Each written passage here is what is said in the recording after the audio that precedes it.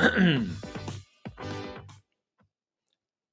there, it's Pete Moriarty here. Welcome to our channel. If you're new around here, we help entrepreneurs systemize, organize, and scale using Google Workspace and a suite of technology tools. And today we are going through the news. This is our news update for everything in the Google world. What we do is every week, or every month actually, we take you through Google's latest updates to their Google Workspace platform. Google releases hundreds and hundreds of updates every year, and I pick out my favorite ones for you and share them with all of the highlights. And so this is specifically aimed at small and medium-sized business owners, or if you're maybe an IT manager or the person responsible for IT in a larger business, well, then this is going to be useful for you. So it should go without saying, if you are on the live stream, please make sure you say hello, drop in a comment down below. I'd love to hear where you're listening from, where you're watching from, or even if you're watching the repeat, drop in a hashtag repeat, and I would love to connect with you as well. But without further ado, let's jump into the updates for this month, giving you all of the greatest highlights. Okay, so first up, Google is giving an update to their workspace, well, they're calling it their Android devices, but from what I can see, this actually applies to Android compatible devices. And so you can see here that some of the screenshots are actually talking about a looks like a Chromebook or a Chromebox, because I can see the menu here. Unless, of course, this is talking about a Android, maybe a tablet device, which I'm not sure how many people are using Android tablets these days. Then the operating systems are kind of both merging into one. But what they've said is they're basically giving a better experience on large screen devices. And with those large screen devices, what Google are adding is the ability to drag and drop between different apps. So you can see here, someone who's got a Google Doc open on the right-hand side, dragging an image over into a cell, and they've got a sheet, and they're dragging a set of data over into the document, which is pretty cool. Now, these are obviously either on an Android tablet device, or they may actually be running in Android mode on a Chromebox or a Chromebook. So there's multiple ways to access and work with apps like this. But I'd love to know from you, if you're watching, do you use any of those features? I'd be curious to know, do you have an Android tablet? Do you actually use a large format Android tablet? I know myself, even though I do a lot in the Google world, I actually prefer to use an iPad Pro. There's something about the stability of the Apple iOS ecosystem that means that it keeps me on the Apple ecosystem for my mobile devices. I do have a Chromebook for my primary laptop, and I do have a Chromebox in the office because I love Chrome OS when I want to sit down and do some work. But for the versatility of a mobile device, I do find myself still sticking with Apple's iOS. So I'd love to know what you're using in the comments. Maybe you can let me know. Okay. Next up, this is a big one. Google are now letting you live stream your events inside Google Meet to YouTube, which is bloody amazing. This has been a long time coming. I wish they would allow you to do it to like a third-party custom streaming service, but maybe that will come one day in the future. But right now, you can see here, you can stream via YouTube. You've got to have your YouTube channel approved for streaming. Of course, that's one of the things that you want to make sure you do in advance if you're trying to set this up for like a school or a company event or something like that. But if you're looking to run online events and use Google Meet as your primary kind of meeting place for that, and then stream it out to a bunch of people from there, you can now do it right from within Google Meet, which is pretty darn cool. Now, what I love about that is it gives you the versatility to have all of your videos automatically hosted on a YouTube channel, either for internal use if you just want to leave them in private mode, or for external use if you publish them publicly without having to do any downloading and uploading and editing and messing around with any videos. Once you've got something on YouTube, then you can basically top and tail it, which is really easy. By trimming, you can use that trim feature right inside the YouTube Studio editor. And it's just one less step of having to remember to download and re-upload, which can be a little bit of a pain. So well done, Google. I've got to say you're a couple of years too late on this one, but it's still great to have it there. And I know this is going to open up a lot for organizations that are using larger meetings to either broadcast to internal teams or external teams. Now, if you want to stream to a custom service, like I use Restream, so I can go live on both Facebook and YouTube simultaneously. Unfortunately, it doesn't appear that there is an option for any custom streaming services just yet, but fingers crossed, maybe Google will let us do that. We'll see if they go outside their ecosystem or not. Okay, next update is an anti-spam update. And so you can actually switch on a feature inside Google Calendar, which restricts calendar events being added to your calendar only to known senders, which is, this is actually pretty cool. I haven't personally received any calendar spam, but I know it is an issue that is starting to become more prevalent. People are finding different ways to spam you. And this is one of those ways. They can actually send you an email, and because Google will automatically pull events into your calendar, what it's actually doing is automatically popping up on people's calendars. So it will lock these down to people you already know. So you have here people in the same company, pretty obvious, people in your contacts list, pretty obvious, and people you've interacted with before. Now, the third one is pretty important there because basically when you interact with someone, and what that means is, let's say you've maybe sent them an email back and forward, you've replied to one of their emails, or maybe they sent you a calendar invitation and you clicked yes to the calendar invitation, technically also replying to their email. What that means is Google is identifying, okay, this is someone that you want to interact with, and they're going to add them to that list. And a little known feature of Google Contacts is anyone that you reply to inside your Gmail, Google actually saves those contacts. It calls them other contacts, and they're saved inside in your contacts inside Gmail. And so if you go to your contacts, you can go and find those contacts. You can click a button, and you can actually add them all to your My Contacts if you wish, if you want to capture every email that you've ever sent from your Gmail. Anyway, but you'll find this feature inside your calendar. If it has been rolled out to you, should happen pretty automatically. But there is also an admin control here. So if you're the administrator responsible for your business, what you can do is actually set a administration control to set the default for all of your users as well, which is pretty useful. Thank you, Google. That is a very useful one. They're doing their bit to crack down on spam. And I've got to say, I don't know if you remember the last kind of like year or 2 or 3 years ago, when there would be a lot of fake Google Docs appearing in mailboxes that looked like a Dropbox link or looked like a Google Doc link. And you would click a button and it would ask you to log in with your Google credentials. And, of course, it would be a fake website. And all of a sudden, boom, your account's been compromised. So it's good to see that Google have done a lot of work on spam. They've cleaned most of it out of email with those, dodgy phishing links now.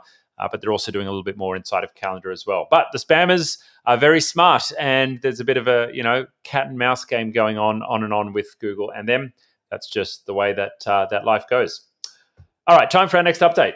We have the ability now to delete chat spaces and their content. So it's now become generally available, which means you can actually do it for pretty much any Google account. Let's see when the availability.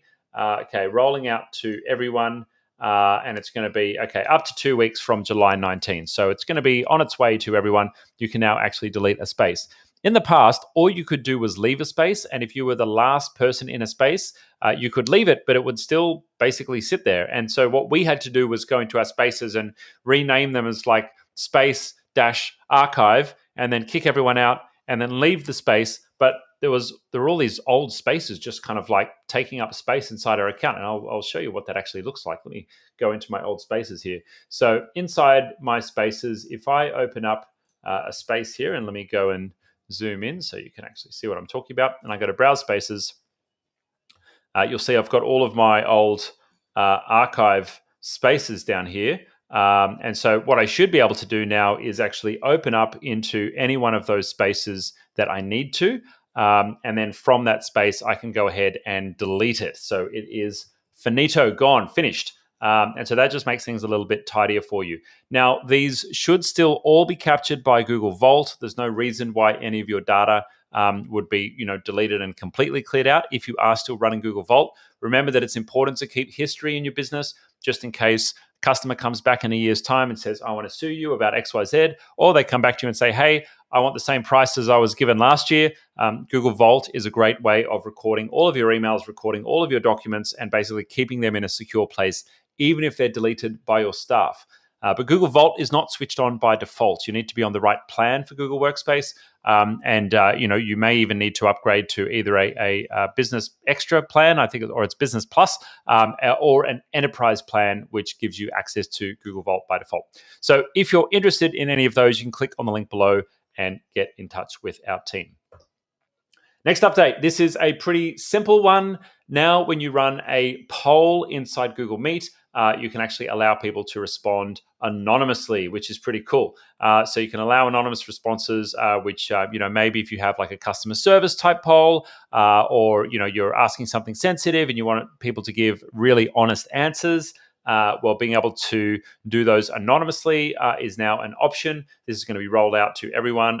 If you're not yet already using the features inside of Google Meet for customer and audience engagement, I would highly recommend that, especially if you're working with a remote team, or you're working with your customers remotely, or you're doing any kind of presentations. We recently ran a Google Workspace Basics Bootcamp, and that was for our customers to learn all the absolute basics of Google Workspace. If you're interested in that, look out when we announce the next one sometime in the next couple of weeks, hopefully. But what we did was we had heaps of polls, we had activities, we used all the features like Q&A inside Google Meet to make the sessions as interactive as possible. If someone's coming along for a 4-hour education session, like yes, we've got breaks in the middle to kind of break things up, but you want to make sure it's as engaging as possible so your customers can actually engage with your content, or your staff can engage with your content. But also you want to make sure that it's interesting as well. And you want to make sure that everyone is getting a great learning experience, and interaction helps learning. So big fan of Google adding more and more features into their Google Meets so that you can create more engaging presentations. Next up, Google are giving you edit notifications, or more detailed edit notifications right inside your email. So you can see here, this is an automated email that's come up, and Google are actually showing a summary of what changes have been made. Now, personally, I'm not a big fan of using email to get stuff done in your business. I would recommend you don't use emails for anything internally, and instead you make use of chat only when it's absolutely necessary, but you have the powerhouse of your productivity inside a shared task management system. Now, whether that's Asana, Trello, Podio, I don't think that one's around anymore, ClickUp, Rike, there's a million of them, Monday.com, right? You should use one of those to manage your business, particularly if you've got a smaller team, like let's say less than 30 employees. You really want some way of keeping on top of absolutely everything. But the reason I mention this update is because it might be useful, for example, if you've shared something with someone outside your business and you want to keep tabs on whether or not they've made any changes to the document. So it may be a contractor, maybe it's a supplier, maybe it's your lawyer or your accountant, and you want to just track any changes or any suggested changes that they have made. Well, that's what this feature is going to do. It's going to drop you an email. Again, I try and keep out of emails as much as possible, but when absolutely necessary, you can see here you have the options to actually customize what this looks like. Now, if you didn't already know how to do this, when you're in a document, you can see here in the comments menu, you can actually click onto notification settings, and then you can actually change when you are notified for any comments, but you also have the option to be notified for edits as well. Now, I mentioned that you should try and keep out of email. There's a clever little trick that you can do with this. If you add the Google Drive bot to your Google Chat, well, you can actually use the bot to notify you right inside your Google Chat, and that will keep you out of your email. So you go into your Google Chat. That's pretty straightforward. I'm going to open up my chat here. And in my chats now, I personally haven't used this one for a while, so forgive me if it doesn't work. Let's see if I can just type in Drive and see if it's going to open up. No, maybe I need to type in Google Drive. And here's where it makes a liar out of me sometimes. Anytime you do a demo, that's when things go wrong. Here we go. Okay, cool. So it looks like I've just added it. And if I want to turn on Drive notifications, I can turn on Drive notifications. But it looks like the last time I used this was last year. And someone shared a document with me, and it's automatically popped up here in my chat. So straightforward little feature there. Great way of keeping you out of your email. If you want to get notified about document updates, then you can get notified right inside your Google Chat. Isn't that clever? Thank you, Google. We love that. Okay, so next one, bit of a weird one. Google are now allowing you to increase the amount of people that you have in a space, formerly called rooms. This is in Google Chat. From 400 to 8,000, which is pretty crazy. And so if you want to create a really big space, and you want to add a whole bunch of people in there, well, there you go. Now you know how many you can add, up to 8,000, which is pretty crazy. So You could potentially use this for a club. You could use this potentially for an online community of some sort. It may not be as feature rich as something like Discord or something like Slack. But what I do love about Google is you don't run into some of the issues like you do using other services like Slack, for example. Once you hit 10,000 messages, it locks you down when you're on the free plan, and you can only get access to your older data by actually paying for all of the users in the organization who are accessing it. And so that can get expensive very quickly, especially if you have large groups on there. And the downside is, well, you risk losing data because once something is older than 10,000 messages, it effectively it doesn't disappear, but you're locked out from accessing it. And so I would never trust something like a free Slack plan for my critical business data. And that's why we choose to do everything inside of Google Chat for all of our communication. And I've got plenty more videos about that on the channel, why it's a good idea to consider all in on the Google tools rather than trying to piece together different apps from different places. There's an exception to that, and that's tasks. If you've got more than 2 people in your company, you probably want to be using a dedicated task or project management system because Google Tasks in their current iteration are really just not up to scratch. They're not a very sophisticated shared task management system. But watch this space. Google are working on it, and they're getting better and better all the time. Okay, next update. Google have added an integration for a third-party whiteboarding tool called Miro, which allows you to create whiteboards right inside your Google Meet and collaborate with your team members. And I have just one question for Google with this. Why? We have Jamboard. If you haven't used it before, Jamboard. Use Jamboard. Jamboard.google.com. It's really easy. Now, why have Google not given us the ability to click one button and broadcast our Jamboard into a Google Meet? Why do we have to go to a separate tab? We have to cast it. It's a mess. They're not fully integrated. Yet they're taking a third-party app and they're putting it into Meet. What's going on, Google? It's time to bring Jamboard into Google properly. I have no idea why we would be. I've never heard of Miro until today, until I found this article. And listen, I've been around the traps with cloud productivity tools. So I don't know why it's here, but it's here. If you want to give it a go and then report back in the comments why Miro is better than Jamboard, please tell me. But it just seems kind of odd that Google would add that when we have a pretty amazing tool in Jamboard. Although it could do with it, a little bit of an update and maybe a little bit of love from Google. I don't know. We'll see what's going on with that one. But let me know what you think in the comments. If you've tried them, is this actually better than Jamboard? Is it better than going outside the Google ecosystem? Because let me tell you, if you're an organization and you've got more than 10 employees, even if you've got more than 6 employees, as you grow and as you scale your IT infrastructure, the moment you have to add an additional app, not just to one user, but to every person in your company, because when you roll it out for one, you have to roll it out for everyone. And when one person uses it, then every person has to use it. You add infinitely more levels of complexity every time you do that. And it turns into a big mess very, very quickly. And for businesses that come to us and say, I'm using Slack and I'm using Zoom and I'm using Lucid Chart and I'm using all of these other apps and the subscription costs are absolutely killing them, we have one simple message to those customers and we say, hey, look, just consolidate. Yes, I know you might not get every bell and whistle and button that you get in Google in this third-party app, but at least you get a consistent and scalable experience. Remember, we're all about getting you organized and scalable. We want you to have a consistent experience across all of your team so they can just get their work done and they don't have to worry about logging into 10 different apps. Okay, rant over. Time to move on to the next news item. So Google are allowing you to see your calendar guest list inside of Google Meet when you join a meet. And I love this feature because this is great. All the time, when I go ahead and jump into a meeting and there's one person who's left behind, where do we go? We go over to a different tab, we find our chat, and we send that person a chat message. We say, hey, where are you? I can't see you in the meeting. Well, I'm waiting for you, and the rest of the team are here. Where are you? So you also have the option now to direct chat to them right inside Google Meet, which I think is freaking awesome. Thank you, Google. This is a great one. If you didn't already know, there is the ability to do this right inside Google Chat automatically. And so when you're in your chat, let me try and find it. I don't think it's going to show up, but it will appear from time to time in the top corner of your chat when you have an active meeting and you have other people invited to that meeting. And so I don't have any meetings scheduled with anyone else right this second, but that's how you find it if you do want to go ahead and find it. Okay, cool. So let's go to our next news item. Offline sync has now been enabled for Microsoft Office documents, which is pretty cool. If you're still using Microsoft documents, every now and again, my accountant will send me something or we'll get something from an external supplier that comes in Microsoft format. It doesn't last very long. I'm usually converting it straight to Google pretty quickly. But if you happen to need to use these on your desktop, I assume this works on Chromebooks, but it also sounds like it's going to work in offline mode as well on your Windows or Mac machine as well. So additional options there if you happen to be using those. I assume this means it works in Chrome too, because Google have added the document editing feature for Microsoft Documents right inside Google Chrome, which is pretty cool.